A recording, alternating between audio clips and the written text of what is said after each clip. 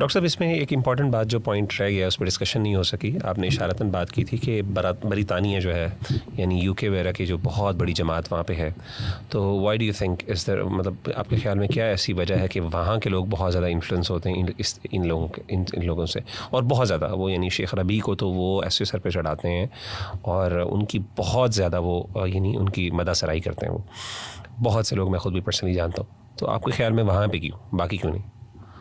مزاج کا مسئلہ ہے وہاں پہ, شدت پائی جاتی ہے. مزاج کا بھی مسئلہ ہے, مزاج کا مسئلہ ہے, اور پھر یہ ہے کہ جو لوگ کنورٹ ہو کے ہوتے ہیں ان میں ایک شدت ہوتی ہے, ویسی شدت ہوتی ہے, ویسی شدت ہوتی ہے. اور خاص طور پہ جب وہ اپنے ارد گرد جو ہے وہ دیکھ رہے ہوتے ہیں کفر الحاد, تو وہ ایک ریئیکشن کا شکار ہوتے ہیں, تو ان کو یہ مزاج بڑا اپیلنگ لگتا ہے.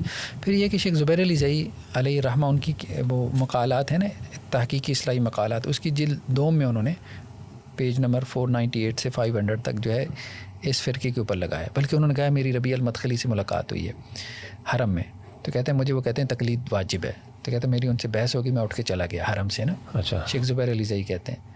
پھر کہتے ہیں کہ جی وہ اصل میں نا بلڈ پریشر کی مریض ہیں, غصہ ان کو جلدی آ جاتا ہے.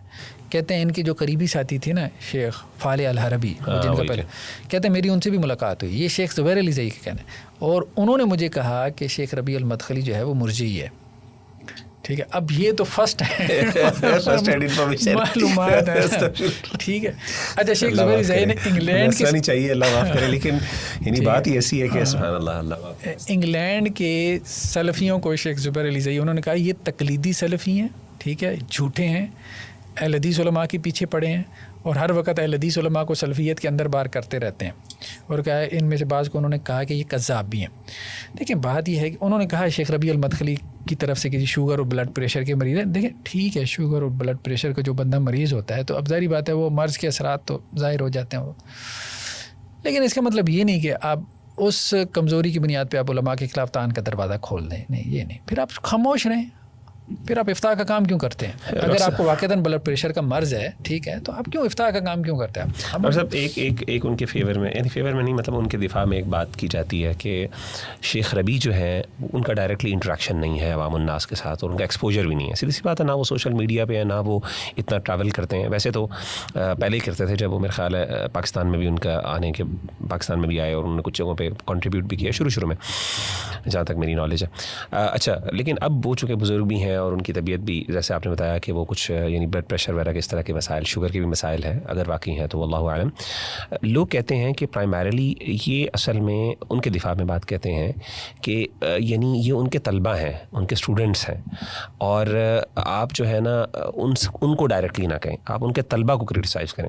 تو آپ کا کیا خیال ہے کہ آپ کے خیال میں کیا ہم اس کو ڈس ایسوسیٹ کر سکتے ہیں آپ کے خیال میں کہ شیخ ربیع کو, ہو سکتا ہے کہ انہوں نے رجوع کر لیا, اور کتابیں تو انہوں نے لکھی ہے نا, ان کے نام سے ہے نا. لیکن ڈاکٹر صاحب ان کو انفارمیشن ڈائریکٹلی نہیں مل رہی, یعنی ہم جو کہہ سکتے ہیں نا کہ اب انفارمیشن کو طلبہ کے حوالے سے مل رہی ہے. میرا کہنے کا مطلب ہے کیا ہم یہاں پہ کوئی نہ کوئی بینیفٹ آف دا ڈاؤٹ شیخ کو دے سکتے ہیں؟ آپ کے خیال میں کیا ہم ان کو کوئی دفاعی پوزیشن لے سکتے ہیں کہ جی ان کے طلبہ یہ کام کر رہے ہیں, وہ کیونکہ کئی علماء کے بارے میں یہ کہا جاتا ہے نا ان کے طلبہ ان کو ایکسپلائٹ کرتے ہیں. دیکھیں وہ بات ٹھیک ہے, طلبہ ایکسپلائٹ کرتے ہیں, لیکن انہوں نے جو مقالات لکھ دی اور پھر بڑے علماء نے جو ان پہ تنقیدیں کر دی, بڑے سلفی علماء نے جو ان پہ تنقیدیں کر دی. اب ظاہری بات ہے وہ بھی عرب میں بیٹھے تھے نا, کویت میں تھے یا سعودی عرب میں بیٹھے تھے, تو انہوں نے ان کے اوپر جو تنقیدیں کر دی ہیں. شیخ عبداللہ جو جبرین ہیں, اب ظاہری بات ہے انہوں نے ان پہ تنقیدیں کی, انہوں نے ان پہ تنقیدیں کی, تو کیا یہ ایک دوسرے کے احوال سے واقف نہیں تھے؟ واقف تھے. ظاہر ملاقاتیں بھی ہوں گی, ان کے معاصر ہیں ایک دوسرے کے بیٹھے, ظاہری بات ہے سارا کچھ سمجھتے ہیں. تو بہرحال اصل میں بات یہ ہے کہ وہ غلطی کے اوپر ہے, ان کا منہج جو ہے وہ 10-12 لوگوں سے زیادہ کا منہج نہیں ہے. اور شدت پسند قسم کے طلبہ جو ہے, جن کے مزاج میں پہلی شدت ہوتی ہے, وہ خارجی جو ایلیمنٹ ہوتا ہے, تو اب ان کو ایک آپ کہہ لیں کہ جی ایک لیڈرشپ ان کو میسر آ جاتی ہے اپنی وہ بھڑاس نکالنے کے لیے, تو وہ اور طرح سے وہ تکفیر کے راستے سے نہیں نکال سکے. تو اب انہوں نے جو ہے وہ یہ, میں تو اس کو کہتا ہوں امپورٹڈ سلفیت. اہل حدیث کو علماء کا یہ مزاج نہیں ہے, سیدھی سی بات ہے. بہت وسعت ہے, بہت وسعت ہے. آپ دیکھیں ہمارے یہاں 2 بڑی جماعتیں نہیں, جماعت الدعوہ, یہ تو اہل تشیع کے ساتھ بھی بیٹھتے رہے, اور آپ اپنی مرکزی جمعیت کو دیکھ لیں, کون سی پرسنالٹی ایسی ہے جو, اور پھر ہمارے جو معتدل ہیں, اب مطلب سب سے بڑا جو ادارہ ہے اہل حدیث کا وہ تو مطلب جہاں بورڈ آپ کا قائم ہے, وفاق المدارس سلفیہ, ٹھیک ہے, فیصل آباد جامعہ سلفیہ, کون سی شخصیت ایسی ہے جو وہاں نہیں آتی؟ وہ سیاسی ہو, سیاسی ہے, یا جو آپ مطلب دوسرے اسکول آف تھاٹ کی ہے, تو لگائیں فتویٰ ذرا آپ ان کے اوپر لگائیں, تو کوئی اہل حدیث یہاں پاکستان میں رہ ہی نہیں جاتا. اچھا, جنہوں نے دوغلی پالیسی چھوڑ دی, منافقت چھوڑ دی, انہوں نے کہا جی پاکستان میں 2 ہی اہل حدیث ہیں, ٹھیک ہے. کون انہوں نے تو سے پھر وہ اتنے کو غیر معروف ہے ان کے نام بھی نہیں یاد ہے, یاد رہ جاتا ہے. یہ صورت حال. تو کہنے کا مقصد مین اسٹریم نہیں ہے وہ, مین اسٹریم نہیں ہے نا. اب آپ دیکھیں کہ اسی قسم کے لوگ ہیں اب وہ. تو خیر